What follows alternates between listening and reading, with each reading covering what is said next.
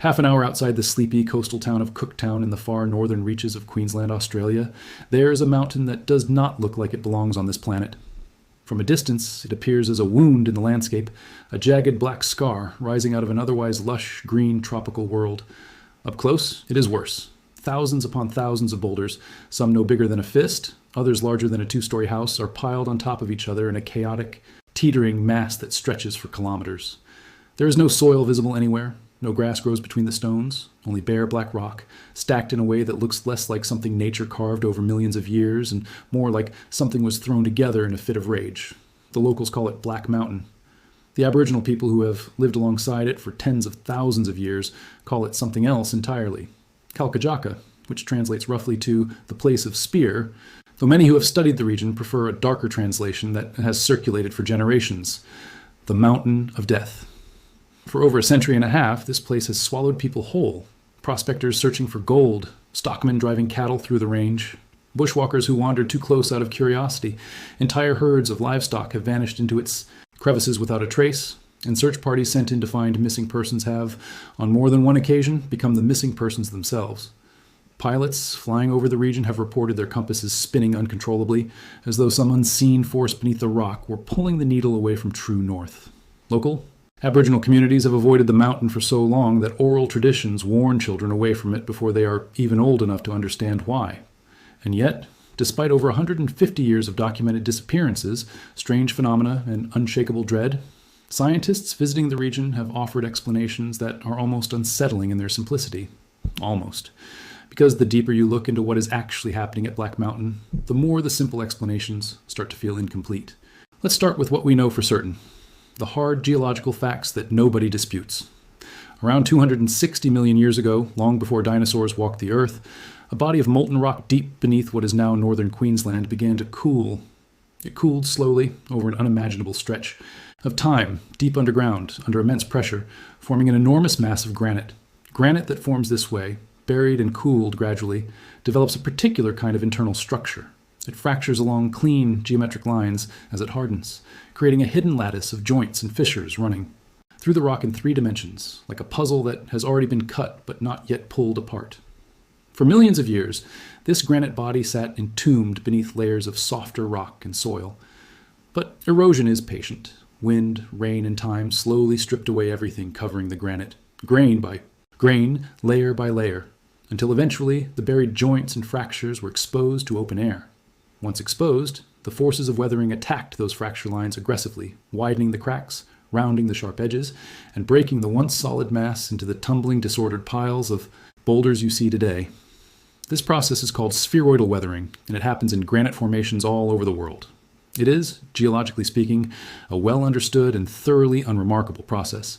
What makes Black Mountain visually unforgettable is not the shape of the rocks, but their color. The boulders are not naturally black. Underneath, the granite is a pale gray, much like granite anywhere else on Earth. The blackness is a living skin, a thin film of blue-green algae called cyanobacteria that has colonized the exposed surface of every single rock in the formation. This microscopic organism thrives in the hot, humid, tropical climate of the region, and over time it has coated the entire mountain in a dark, almost oily-looking layer that absorbs light rather than reflecting it. This is why, even under the brightest tropical sun, Black Mountain looks perpetually shadowed, perpetually wrong, like a photograph with the contrast turned up too high. So, if the geology is understood and the color is explained by algae, why does this place still command such fear? Why do people still talk about Black Mountain in hushed tones, decades and centuries after it was first surveyed by European settlers? The answer lies not in the rock itself, but in what the rock does to the space around it, and in what has happened to the people who have entered that space. The Aboriginal custodians of this land, the Kuku Yalanji and neighboring Kuku Yalanji peoples, have occupied this region for tens of thousands of years, far longer than written history has existed anywhere on the planet. Their relationship with Kalkajaka is layered with meaning that goes well beyond simple superstition. Within their traditional lands, there are at least 4 specific sites on or near the mountain that hold deep religious and mythological significance. There is Kambi, a massive rock formation containing a cave inhabited by colonies of flying foxes. There is Julbanu, a boulder that from certain angles resembles the crouched form of a giant gray kangaroo, said to be watching perpetually toward Cooktown. There is Burnba, a stone that faces the direction of Helenvale, associated with the sulfur-crested cockatoos that nest nearby. And then there is Yirmbal, a site near the base of the range that is considered taboo, a place that is simply not to be approached, for reasons passed down through generations that are not always explained to outsiders. One of the Dreamtime stories associated with the mountain tells of two giant brothers who fell into a violent argument over a woman, and in their fury began hurling enormous boulders at one another across the landscape. The story goes that their fight was so catastrophic, so filled with rage, that the boulders they threw never stopped falling and eventually piled up into the mountain we see today, a permanent monument to a fight that never truly ended.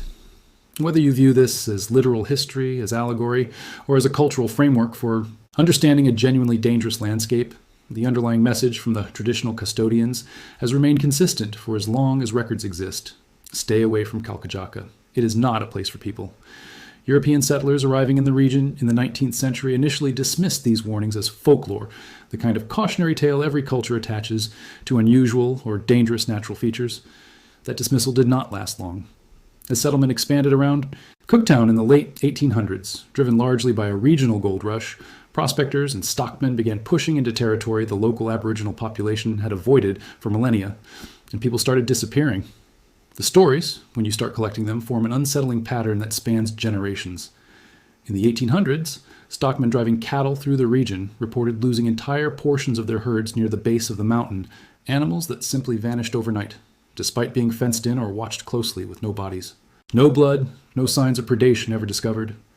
Horses were said to bolt in terror as they approached certain sections of the range, refusing to go further no matter how hard they were driven, an animal instinct that many settlers came to respect rather than dismiss.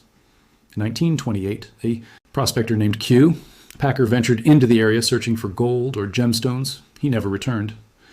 When a search party eventually located his remains, they found something disturbing. He had died from a gunshot wound to the head, his own rifle beside him, in circumstances that were never fully explained and remain officially unresolved to this day.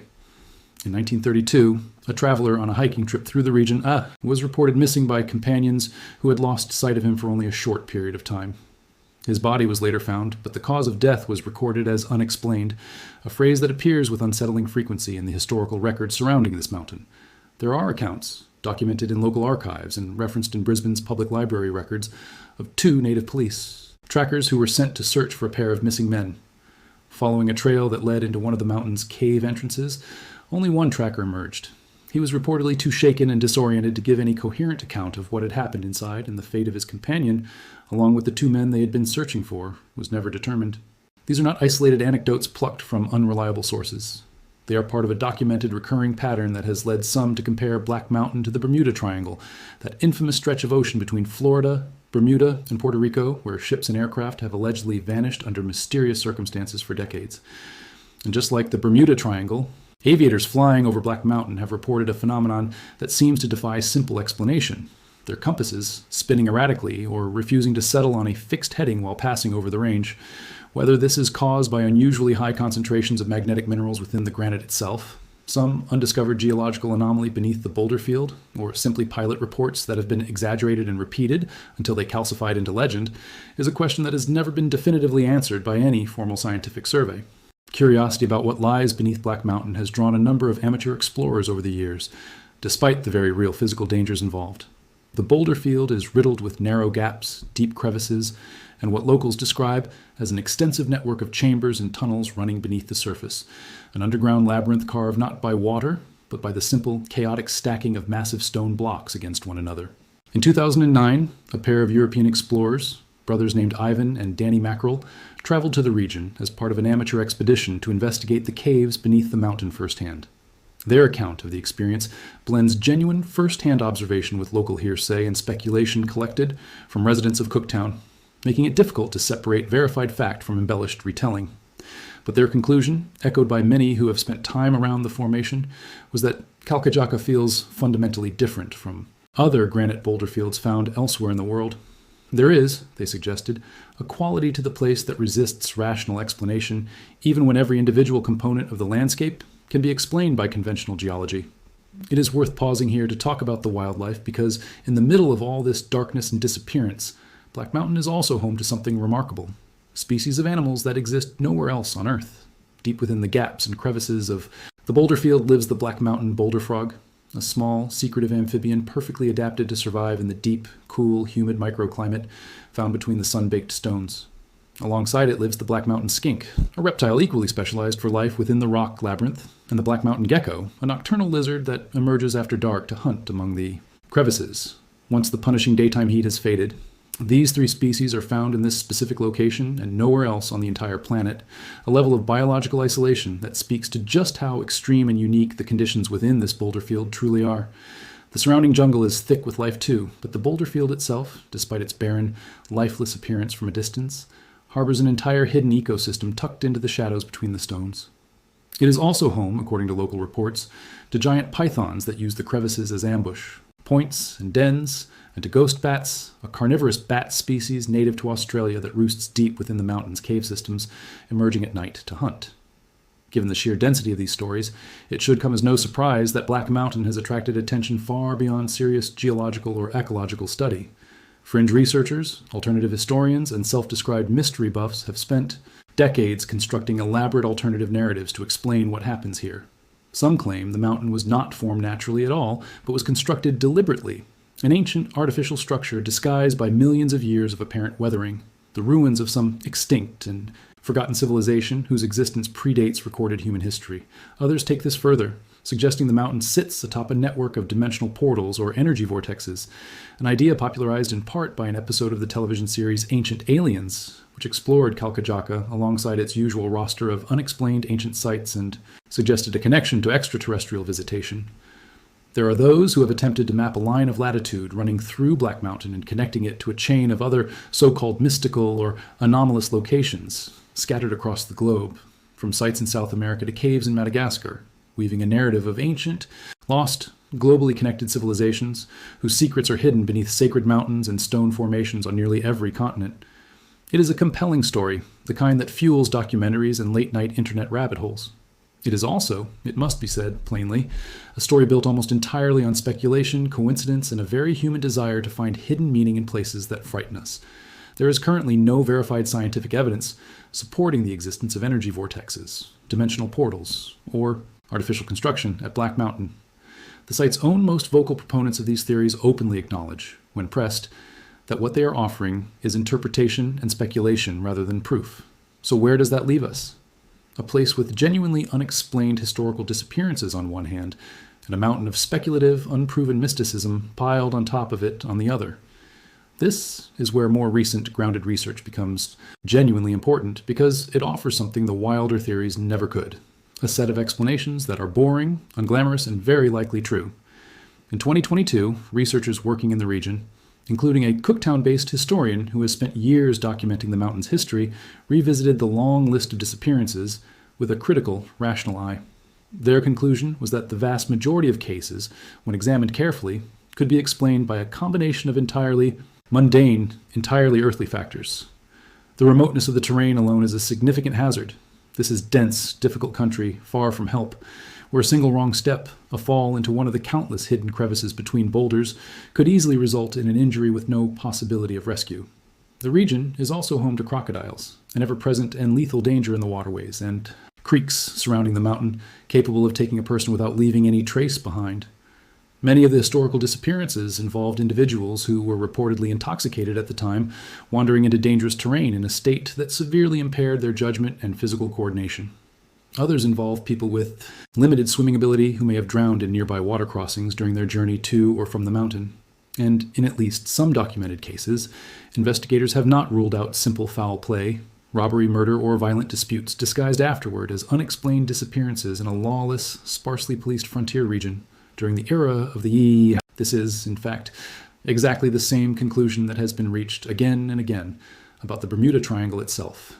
Despite generations of ships and aircraft supposedly vanishing without explanation, both the United States Navy and the United States Coast Guard have stated publicly that the disappearances associated with that stretch of ocean can be attributed to natural hazards and to plain human error, rather than to any supernatural or unexplained force. The parallel between the two locations is almost too neat. A place with a fearsome reputation built up over more than a century, a genuine and non-trivial rate of unexplained disappearance, an environment that is legitimately hazardous in mundane, physical ways, and a cultural appetite for mystery that consistently outpaces the willingness to accept a boring, tragic human explanation. And yet, even knowing all of this, even having the geology explained in full, even having a rational, evidence-based account of why people have gone missing, there is something about standing at the base of Black Mountain, looking up at that impossible black wall of stacked stone that resists being fully explained away. Perhaps it is the algae, simply the accumulated psychological weight of 150 years of stories, warnings, and unexplained tragedies, a weight that settles into a place regardless of whether any single story within it can be independently verified. Local Aboriginal traditions did not need geological surveys or historical archives to know that this was a place to be avoided. They arrived at that conclusion through countless generations of direct, lived experience with the land and an intimate, practical knowledge of danger that long predates any Western scientific study of the region. That kind of accumulated cultural knowledge deserves respect, even when it cannot be reduced to a single tidy scientific explanation. Today, Kalkajaka Black Mountain National Park remains open to visitors, but access is deliberately limited. There are no formal walking trails leading into the boulder field itself, and rangers strongly discourage anyone from attempting to climb into or explore the crevices and cave systems that riddle the mountain's interior. Visitors are permitted to view the formation from designated lookout points, admiring the sheer, alien scale of the boulder field from a safe distance, but actually entering the maze of stone is, for very practical reasons, rooted in more than a century of hard experience, not something anyone in an official capacity will encourage you to do. The mountain sits there, silent, mostly indifferent to the stories told about it, its surface a deep, matte black under the tropical sun, its interior an unmapped tangle of gaps and chambers that no comprehensive survey has ever fully charted. Somewhere within it, colonies of ghost bats hang in total darkness, pythons coil in ambush, and 3 species of frog, skink, and gecko live out their entire existence in a habitat found nowhere else on the surface of the earth. And somewhere within it, if the old stories are to be believed, are the remains of the people and the animals that this place has swallowed and never given back. What makes Black Mountain such an enduring source of fascination is not really the question of whether it is haunted or ancient or a portal to somewhere else. It is the far more uncomfortable realization that a place can be almost entirely explained by science. Its geology understood down to the level of mineral composition and cooling rate, its color explained by a single species of algae, its wildlife cataloged and studied, and still remain genuinely dangerous, genuinely capable of taking a human life without leaving behind any trace of why or how. In an age when satellite imagery can map nearly every square meter of the planet's surface, when drones can survey terrain that would have taken explorers weeks to cross on foot, there remains a jumbled, chaotic pile of black granite boulders in the Australian outback that has quietly resisted full understanding for over a century and a half, not because science has failed to explain it, but because some of what happens there simply happened to people who never made it back out to tell anyone exactly what occurred. The geology of Black Mountain is well understood. The reasons behind at least some of its disappearances have been reasonably explained through remoteness, wildlife, and human error.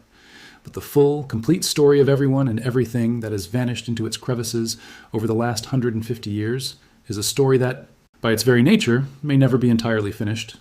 And that, more than any theory involving ancient civilizations or interdimensional portals, might be the most genuinely unsettling truth about Kalkajaka, the Black Mountain, the place of spear, sitting quietly in the Queensland jungle waiting. To really understand why this place gets under people's skin, it helps to imagine what it is actually like to stand there in person, because photographs and descriptions rarely do it justice. The heat in this part of far north Queensland is relentless, thick, and humid, the kind of tropical heat that presses down on you the moment you step outside. Surrounding the mountain is dense, vivid green rainforest full of noise, birdsong, insects, the constant hum of life. And then, without much warning, the jungle simply stops, and in its place rises this immense, dry, black wound in the earth, utterly silent by comparison. Visitors who have stood at the lookout points describe an almost physical shift in the atmosphere as they approach, a sense that the ordinary sounds of the forest fall away the closer you get to the boulders. Whether that is some genuine acoustic property of the terrain, the way sound behaves differently across bare stone compared to dense vegetation, or whether it is simply the psychological effect of stepping towards something you already know carries a fearsome reputation, is impossible to say for certain. But the sensation itself is consistently reported again and again by people with no connection to one another and no reason to fabricate the same experience independently. The boulders themselves behave in ways that add to this unease. Because they are bare black stone with almost no vegetation cover, they absorb an extraordinary amount of solar heat throughout the day. By early afternoon, the surface temperature of the rocks can become dangerously hot to the touch, hot enough to cause burns to unprotected skin. Then, when the region's sudden tropical downpours arrive, as they frequently do in this climate, the rapid temperature change causes the boulders to contract with startling speed. This thermal stress is powerful enough to cause the rocks to crack and shift audibly, producing sharp cracking and popping sounds that echo across the boulder field. Sounds that early European settlers, unfamiliar with the phenomenon, sometimes mistook for gunfire, for voices, or for movement deep within the rock itself. Even today, some visitors report hearing what sounds unmistakably like a low, mournful whistling or moaning carried on the wind as it moves through the labyrinth of gaps between the stones, an eerie acoustic effect created as air is forced through countless narrow channels and crevices at different speeds and angles. Locals have long joked, half seriously, that the sound is the wind. Others insist it is something else, the muffled cries of a stockman who never found his way out, still echoing more than a century later. It is also worth understanding just how genuinely difficult and disorienting the interior of the boulder field is to navigate, because this single fact may explain more of the mountain's reputation than any supernatural theory ever could. Unlike a cave system, which typically has a clear floor, walls, and a navigable path, the interior of Black Mountain is an unpredictable, three-dimensional maze of gaps between stacked boulders of wildly varying size. There is no consistent floor. Passages that look promising can dead-end in a jumble of rock, or narrow so severely that a person cannot turn around and must reverse blindly back the way they came. Because the boulders are enormous and irregular, normal methods of orientation, keeping track of the sun's position, remembering distinctive landmarks, following a consistent slope, simply do not work in the same way they would in open terrain. Someone who ventures only a short distance into the boulder field, chasing a glimpse of a cave entrance or a flash of movement from local wildlife, can very quickly lose all sense of which direction leads back out. Compound this with failing light as evening approaches, exhaustion, dehydration in the tropical heat, and the total absence of mobile phone reception in such a remote part of the country, and the ingredients for a genuine, entirely explainable tragedy are all present without needing to invoke anything paranormal at all. Search and rescue operations in terrain like this are notoriously difficult, since searchers face exactly the same disorientation and physical hazards as the person they are looking for, which explains historical accounts of search parties themselves running into trouble or returning empty-handed and deeply shaken, despite following what seemed like a clear trail. There's also a psychological dimension to this place that deserves attention, separate from the physical dangers. Human beings are pattern-seeking creatures, wired by evolution to find meaning and causality in the world around us, especially when we encounter something threatening or unfamiliar. A landscape like Black Mountain, one that looks fundamentally alien compared to everything around it, one that has claimed lives across multiple generations, practically invites the human mind to search for a unifying explanation, a single dramatic cause that ties every disappearance and every strange report together into one coherent, satisfying story. It is far more emotionally comfortable to believe in a vortex, a curse, or an ancient hidden civilization than it is to accept the far more chaotic and unsatisfying truth that many different people across many different decades died or vanished in this specific location for many different, mostly mundane reasons, and that the only thing truly connecting all of these separate tragedies is the shared, dangerous geography of the place where they occurred. This is not to dismiss the genuine cultural and spiritual significance the mountain holds for its traditional custodians, whose relationship with the land is rooted in something far deeper and older than modern speculation. It is simply to recognize that mystery, real mystery grounded in unresolved historical fact and manufactured mystery built from speculation stacked upon speculation until it resembles evidence, are two very different things, even when they orbit the exact same physical location. In the end, whether you come away from the story of Black Mountain believing in ancient portals and lost civilizations, or believing entirely in crocodiles, heat stroke, and disorienting terrain, one thing remains beyond dispute. This is one of the most visually striking, genuinely dangerous, and quietly haunting landscapes on the entire Australian continent, a place shaped by hundreds of millions of years of geological history, tens of thousands of years of continuous human relationship and respect, and 150 years of documented tragedy that has never been fully, completely resolved.